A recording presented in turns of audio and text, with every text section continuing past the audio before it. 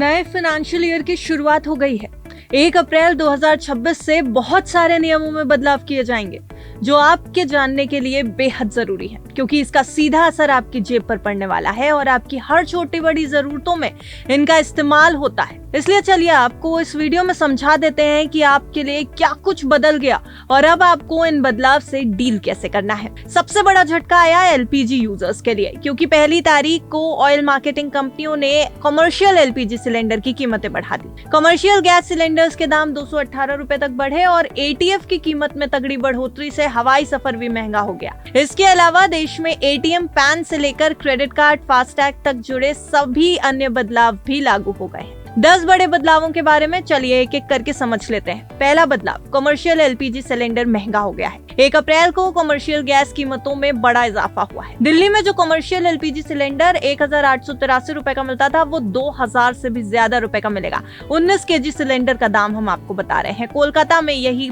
भाव 2208 रुपए हो गया है। मुंबई में नई कीमत 2031 पर पहुंच गई है। चेन्नई में 2246 की नई दर है। घरेलू गैस सिलेंडरों की कीमत में कोई बदलाव नहीं हुआ, लेकिन कमर्शियल गैस सिलेंडर की कीमतों में बदलाव होने से आपका बाहर जाकर के खाने पीने का बिल काफी तगड़ा आ सकता है। यानी रेस्टोरेंट और होटल्स में अगर आप चिल आउट करना चाहते हैं तो जेब में ज्यादा पैसे रख कर जाइएगा। अब जेट फ्यूल की कीमतों की बात कर लेते हैं। 2 लाख रुपए प्रति किलोलीटर पार हो चुकी है। 96,338 का भाव जो दिल्ली में चल रहा था, अब वो 2,07,341 रुपए पर पहुंच चुका है। कोलकाता का 99,587 रुपए का भाव 2,05,955 रुपए हो गया है। मुंबई में कीमत 1,94,968 रुपए की नई दर पे पहुंच गई है। चेन्नई में 2,14,597 रुपए की नई दर है। जेट फ्यूल की कीमतें लगभग दोगुनी हो गई हैं। एयरलाइंस का खर्चा बढ़ गया है, यानी आपके एयर ट्रैवल के टिकट्स महंगा होना तय हो चुके हैं।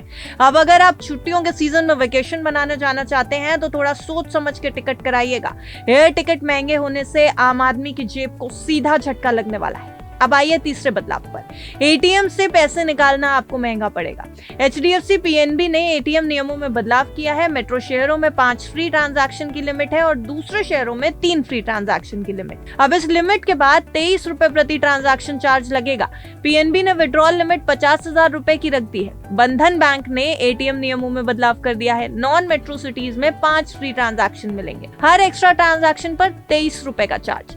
फेल ट्रांजैक्शन पर 25 रुपए की पेनल्टी लागू कर दी गई है। अब आइए चौथे बदलाव पर, जो सबसे इंपॉर्टेंट है, हमारे और आपकी जिंदगी से जुड़ा नया इनकम टैक्स कानून। 1 अप्रैल 2026 से नया टैक्स सिस्टम लागू हो गया है। 1961 के एक्ट की जगह नया कानून आया है।